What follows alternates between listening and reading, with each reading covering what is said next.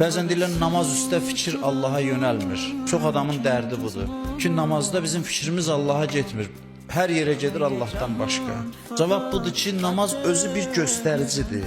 İmtahan eləmək istəyirsənsə özünü namaza bax.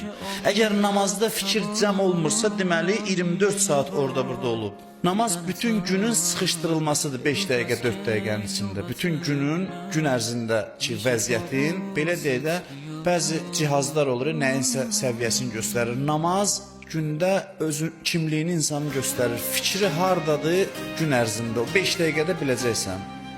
5 dəqiqə bütün günü sıxışdırmaq deməkdir. İnsan mümkün deyil bütün günü fikri orada burada olan namazda ged Allaha yönələ. Bu mümkün deyil.